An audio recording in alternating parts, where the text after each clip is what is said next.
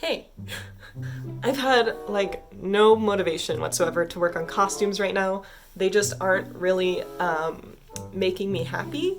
And I think part of that's due to COVID wiping out all conventions off the face of this earth. It's been really demotivating as far as making costumes go. So I've been super inspired by fashion. I've been doing some research on this aesthetic called cottagecore. And my findings are this. Cottagecore is simply three things: summery, hobbit-inspired, vintage-inspired, summer clothes in fall aesthetics. And I've decided that it's like the perfect type of clothes to wear right now when the weather is transitioning between like really hot summer but not quite cold fall. Like, you know, you get up in the mornings and it's like nice and crisp, but by the middle of the afternoon it's as hot as Satan's armpit again. These clothes are kind of perfect for that. Things that remind me of fall and Halloween just make me really happy, so I kind of want to make a whole bunch of new clothes today. Fabric. I got this brown plaid. It's really pretty. And then I also got this orange. It almost looks like wool, but it's a cotton. Both of my fabrics are 100% cotton because we're sustainable. Both of them are, I just pulled out of the wash. They've been washed and dried, so I have to iron them still. And that's why they're all frayed. But I'll take care of that off camera. You don't need to watch me iron 3 yards of fabric. I think this one's gonna be a dress.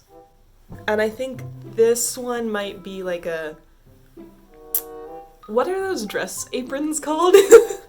Pinafores? Pettifores? I can't remember what they're called. This might be that. And I don't know, we'll just see where the journey takes us.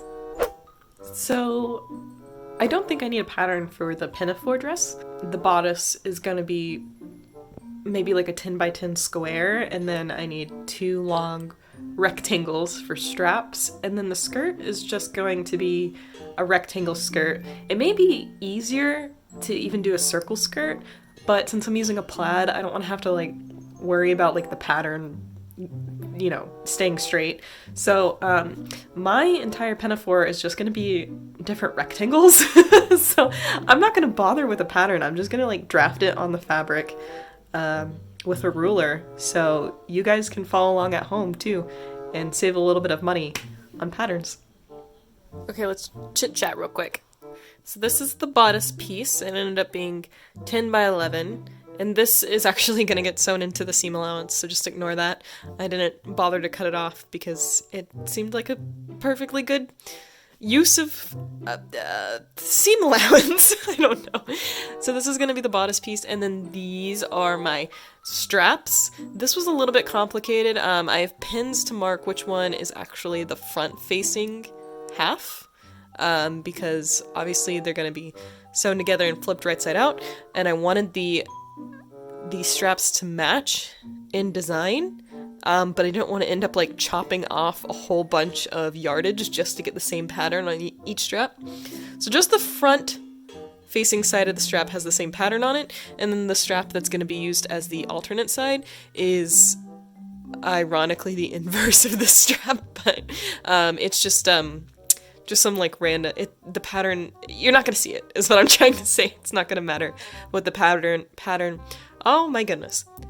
It's not gonna matter what the pattern on this side is gonna look like. Okay, I think that made sense. All of this is everything left over. It's about 2.5 yards, more or less, and that's gonna be gathered up into a rectangle skirt, and I think I'm gonna stop it right above the knee. I don't know. I'm gonna come back to the skirt. I'm just gonna make the bodice first. I'm gonna take a quick lunch break and pop a Midol because your girl is in pain. So we'll get back to sewing in just a minute. I know this is really random, but there's something really funny to me about like bags of single items having the ingredients listed on them. I've been inside too long. And cue voiceover Hannah. So after lunch, I immediately got back to sewing, and I started on the skirt, despite saying I was going to leave it for last. But I couldn't wait to gather. I don't know, there's something about gathering that is so cathartic to me. I really love it, which is why I have so many projects that require gathering.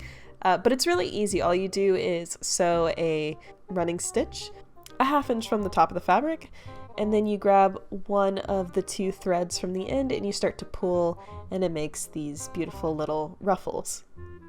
And I just gathered the skirt until it fit into my waistband, and then I just sew the waistband on, flip it over, and stitch in the ditch. If you're not familiar with this, again, I explained it in my last video, but simply it's pinning the back of the waistband over the line of stitching we created in the front of the waistband, and then sewing on top of the line of stitching from the front side so that we don't create a whole bunch of visible stitching lines.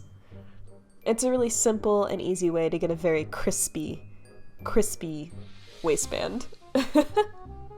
And it saves you from having to hand stitch the whole thing.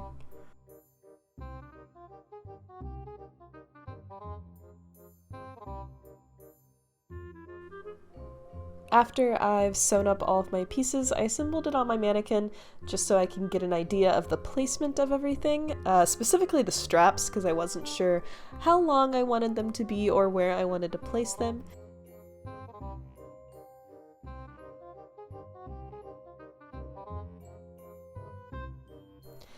Okay, voiceover Hannah out. Back to real life Hannah. So let's talk real quick. I've realized I made a mistake, that it's not that big of a deal, but now that I've seen it, I won't be able to unsee it.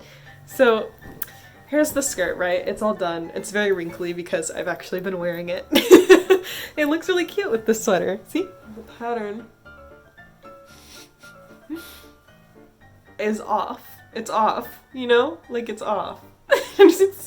It's not that big of a deal, but now that I've seen it, I won't be able to unsee it. I think I'm just gonna sew it on anyway and not worry about it.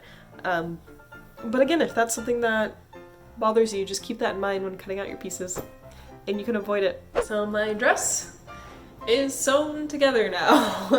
Just did a running stitch by hand because I'm not really good at hand sewing. Additionally, I moved the zipper from the back to the side seam here. It's a lot easier for me to reach now instead of it being in the back, and also that gave me some wiggle room to move the pattern around a bit, because before the pattern wasn't lining up and it looked accidental, whereas now the pattern still doesn't line up but it looks more intentional. Did that make sense? I'm gonna put some buttons on the waistband so I can button these straps down. I still haven't quite decided if I'm going to attach functioning buttons or do like fake buttons. I have a buttonhole foot that I've never used before, so I don't know. We'll see how adventurous I'm feeling, and I will check back in with you after I've done that. Okay. Excuse me? I'm sorry. I know I'm in my PJs right now, but I just tested out my buttonhole foot on my machine for the first time ever, and if I had known it was this easy, this easy to make a buttonhole, I would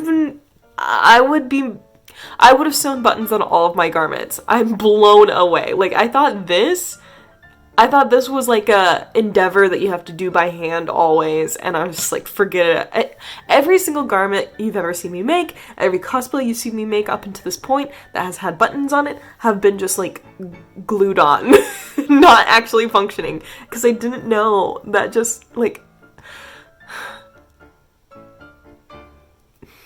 I'm so excited right now.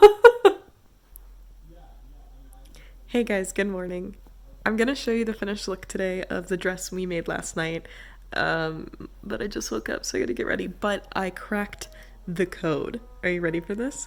So the difference between cottagecore and dark academia is whether or not you pair a white or a black shirt with your pants.